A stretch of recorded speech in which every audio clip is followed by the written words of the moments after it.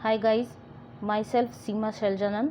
Welcome on my YouTube channel Sai Advanced for Life Science. Today I will discuss here part C questions of 2015 जून. किस चीज़ का? Control on ecosystem का. आइए देखते हैं. इसका mind map already इससे पहले वाली वीडियो में बहुत ही अच्छे से पूरी डिटेल में डिस्कस हो चुका है. अब 1 बाय 1 हम क्वेश्चन डील करेंगे. आइए देखते हैं क्वेश्चन का क्या डिमांड है.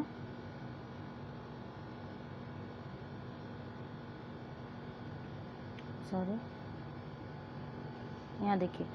2 legs with a similar trophic structure of phytoplankton, zooplankton, planktivorous fish, food chain were chosen. ठीक है, 2 लेग है, उसमें फाइटोप्लैंक्टन, जूओप्लैंक्टन और प्लैंक्टिवोरस फिश का के फूड चेन को चूज़ किया गया है.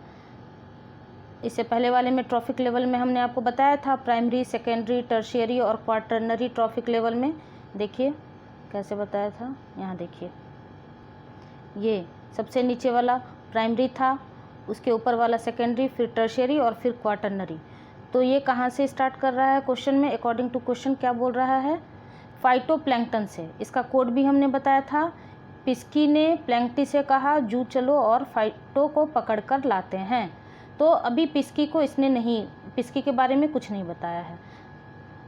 2 legs with a similar trophic structure of phytoplankton, zooplankton, planktivorous fish food chain were chosen to understand top down effect. सबसे पहले क्या बोल रहा है ये?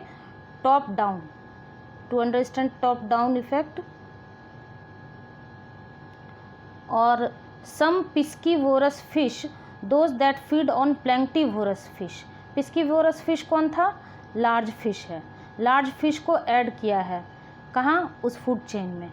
तो उसका इफेक्ट पूछ रहा है. Were introduced in lake 1 making it a system with a 4 trophic levels. ठीक है, पहला क्या बोल रहा है? टॉप डाउन के हिसाब से पिस्कीफोरस फिश अगर हम ऐड करेंगे तो उसके नीचे वाले फूड चेन पे क्या इफेक्ट पड़ेगा. तो आइए देखते हैं. अगेन हम उसी माइंड मैप पे चलेंगे कि अगर पिस्कीफोरस फिश ऐड करेगा तो क्या होगा. देखिए, पिस्कीफोरस फिश यहाँ था लार्ज फिश. लार्ज फिश को अगर ऐड किया जाता है तो इंक्रीज होगा. उसके बाद क्या होगा? यहाँ देखिए, स्मॉल फिश डिक्रीज करेगा. और लार्ज फिश किस पे फीड करता है? स्मॉल फिश पे. अगर लार्ज फिश बहुत ज़्यादा हो जाएगा तो स्मॉल फिश का पे क्या उसका इफेक्ट पड़ेगा? ऑब्वियस है कि स्मॉल फिश का पॉपुलेशन कम हो जाएगा. यहाँ लार्ज फिश ऐड किया है तो स्मॉल फिश कम हो गया है. और अगर स्मॉल फिश कम है तो वो किस पे फीड करता है? जू प्लैंक्टन पे. तो ऑब्वियस है कि अगर स्मॉल फिश का पॉपुलेशन कम होगा तो जू प्लैंक्टन ज़्यादा हो जाएगा. और अगर जू प्लैंक्टन ज़्यादा है तो फाइटोप्लैंक्टन क्या हो जाएगा? कम हो जाएगा. तो फर्स्ट केस क्या है? लेक 1 में पिस्कीवोरस फिश ऐड किया है. पिस्कीवोरस मीन्स लार्ज फिश ऐड किया गया है. ठीक है, और उसका इफेक्ट पूछ रहा है उसके नीचे वाले पे. तो पहले का कंक्लूजन हम निकाल सकते हैं. जूप्लैंक्टन में in lake 1 zooplankton biomass increases, phytoplankton biomass decreases. कैसे? जूप्लैंक्टन किसके बाद पाया जाता है? यहाँ देखिए, ये वाला, ये मेन, इस पे ध्यान दीजिए.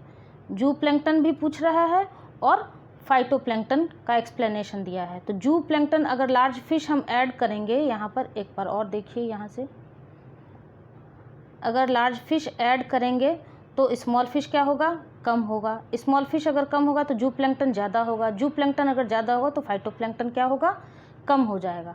तो इसके हिसाब से क्या हो जाएगा हमारा आंसर? यहाँ से लेक 1 ए में देखिए, in lake 1 zooplankton biomass increases, phytoplankton biomass decreases. Zooplankton biomass increases, phytoplankton biomass decreases. ये तो हमने एक कंक्लूजन निकाल लिया. दूसरे में क्या बोल रहा है? In lake 1 zooplankton biomass decreases. No, this is wrong. और सी में देखिए क्या है? In lake 1 planktivorous fish biomass and phytoplankton biomass decreases. दोनों नहीं होगा, डिक्रीज करेगा. टॉप डाउन में क्या होता है? एक इंक्रीज करता है और एक डिक्रीज करता है, तो ये भी नहीं होगा. और डी में देखिए in lake 1 planktivorous fish and जो प्लैंक्टन बायोमास इंक्रीजेज, दोनों इंक्रीज नहीं करेगा। तो इस हिसाब से एक कंक्लूजन हमने निकाल लिया कि इन लेक 1 जो plankton biomass increases and phytoplankton biomass decreases. अब देखिए सेकंड लाइन में क्या बोल रहा है, ये तो हुआ टॉप डाउन इफेक्ट। उसके बाद देखिए lake 2 was enriched by adding large amount of nitrates and phosphates. तो हमने क्या बताया था, large quantities of nitrates and phosphates अगर ऐड करेंगे तो बॉटम अप इफेक्ट में क्या होगा, बॉटम अप कैसा चलता है, यूनी डायरेक्शनल चलता है। अगर एक trophic level means primary trophic level bottom से कंट्रोल होता है, अगर वो इंक्रीज़ करेगा तो ऊपर वाला सारा इंक्रीज़ करेगा, और अगर प्राइमरी ट्रॉफिक लेवल अगर डिक्रीज़ करेगा तो सारा डिक्रीज़ करेगा। आइए इसका हम एक्सप्लेनेशन देखते हैं यहाँ से। ये देखिए ये बॉटम अप कंट्रोल है, lower trophic level control its higher trophic level. यहाँ देखिए lower trophic level control its higher trophic level, unidirectional mode में है। यहाँ पर कैसे कंट्रोल करता है देखिए, सबसे नीचे यहाँ पर हमने लिख भी दिया है, ये ऐड न्यूट्रिएंट, न्यूट्रिएंट में कौन सा ऐड आता है, नाइट्रेट्स एंड फॉस्फेट्स। अगर नाइट्रेट्स एंड फॉस्फेट ऐड करेंगे तो पीपी फाइटोप्लैंक्टन क्या है, इंक्रीज कर रहा है फाइटोप्लैंक्टन का बायोमास। अगर फाइटोप्लैंक्टन इंक्रीज कर रहा है तो उसके ऊपर वाला ट्रॉफिक लेवल जू प्लैंक्टन भी इंक्रीज कर रहा है। जू प्लैंक्टन इंक्रीज करेगा तो स्मॉल फिश को बहुत ही अच्छे अमाउंट में रिसोर्स मिलेगा तो वो भी इंक्रीज करेगा, और इस तरह से लार्ज फिश भी इंक्रीज करेगा। तो यहाँ पर तो वही बोल रहा है कि अगर नाइट्रेट एंड फॉस्फेट हम ऐड कर देंगे तो लेक 2 में क्या इफेक्ट पड़ेगा, तो ऑब्वियस है ये सारा ट्रॉफिक लेवल आपका इंक्रीज करेगा। ठीक है, तो आइए देखते हैं एक्सप्लेनेशन में। एक तो हमने ऑलरेडी डिसाइड कर रहा था पहला लेक का, in lake 2 both phytoplankton and planktivorous fish biomass increases.